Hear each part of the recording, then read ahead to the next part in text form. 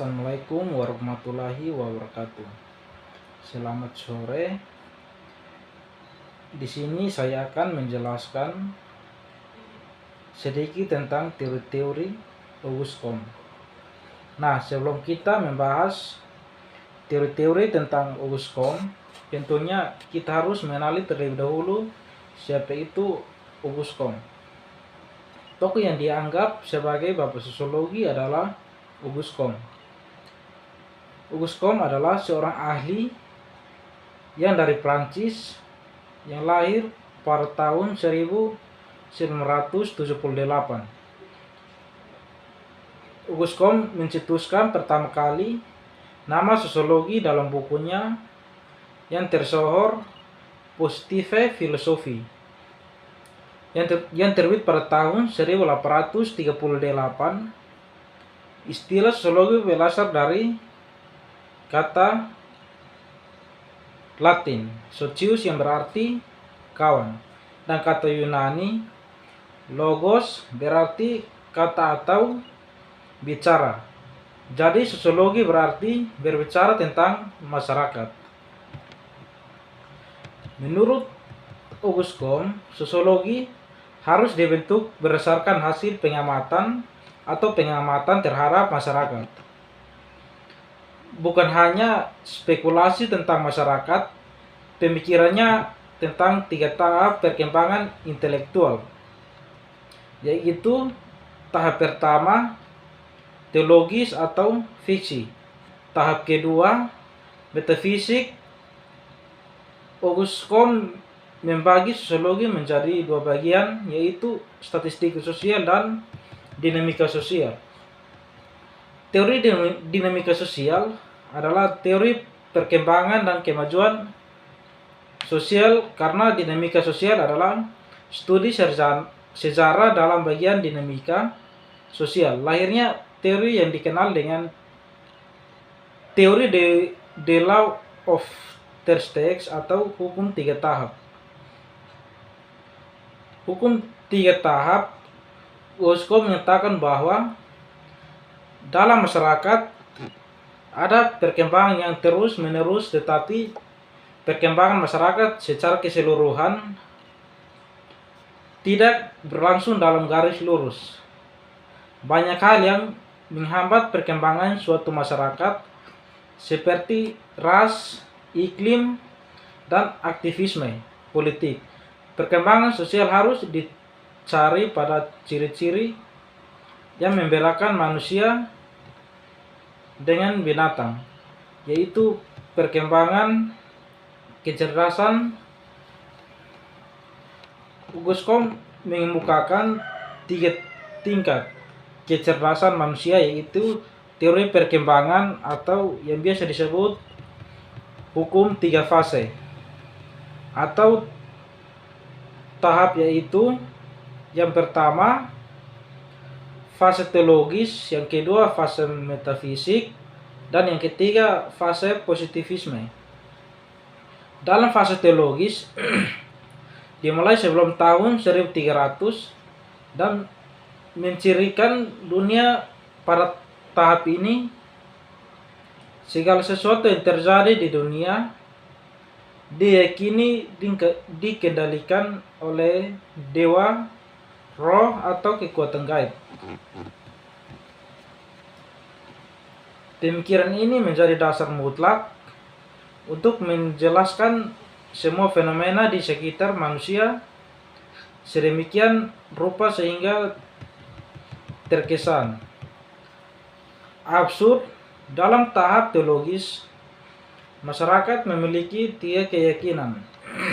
Yang pertama, fetivisme atau segalanya, dan dinamisme, bahwa alam semesta ini memiliki jiwa.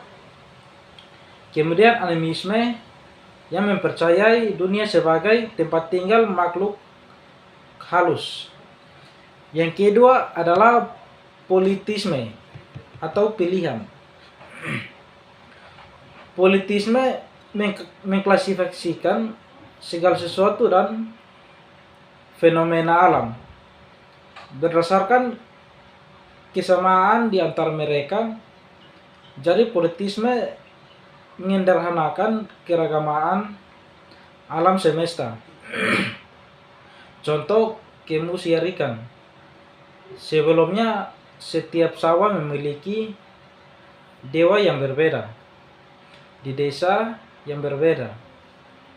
Politisme menganggap bahwa setiap sawah di mana ia berada memiliki dewa yang sama. Orang Jawa mengatakan bahwa dewa padi adalah Dewi Sri. Yang kedua adalah fase metafisik. Fase ini terjadi antara tahun 1300 dan 1800. Pada saat itu, orang mengalami perubahan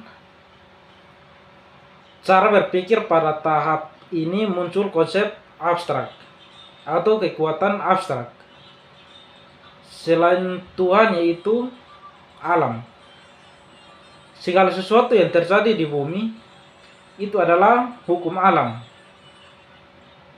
yang tidak dapat diubah. Misalnya, pejabat pemerintah adalah orang terpelajar yang mengetahui ilmu pengetahuan, namun tetap percaya akan hal gaib dan percaya kepada kekuatan dukun.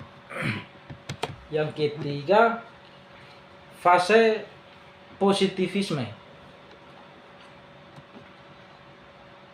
Pada tahap ini, semua fenomena atau fenomena alam yang terjadi dapat pelajari, diuji, dan dibuktikan secara empiris atau secara ilmiah. Tapi ini membuat sains berkembang dan segalanya lebih menjadi rasional, menciptakan dunia yang lebih baik karena orang cenderung berhenti mencari penyebab absolut dan lebih fokus mempelajari dunia sosial dan fisik, mencoba menemukan hukum yang mengaturnya.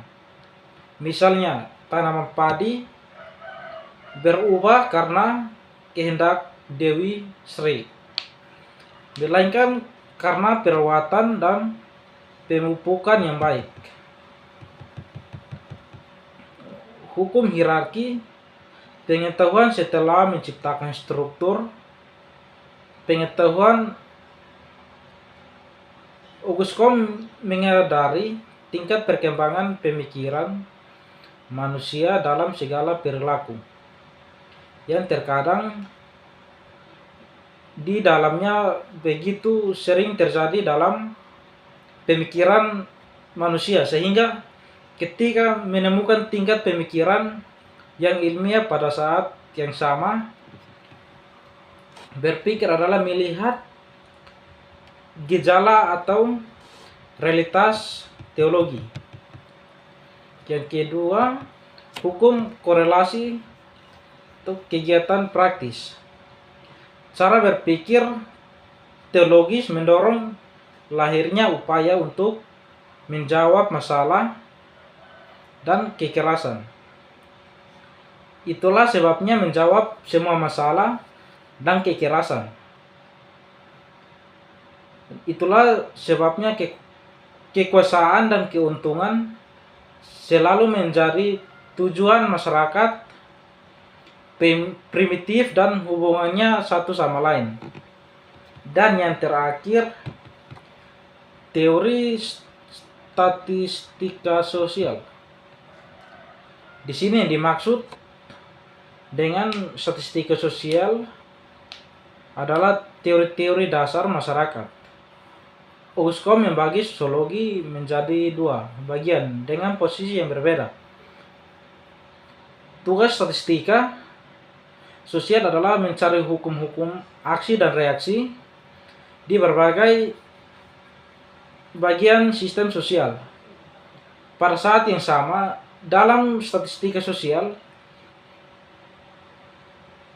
kita mencari hukum tentang fenomena sosial yang terjadi pada saat bersama.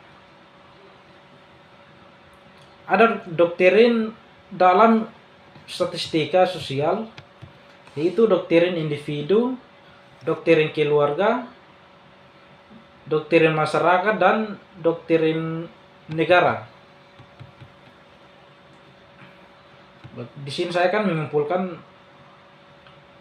sedikit dari teori-teori yang sudah bahas tadi.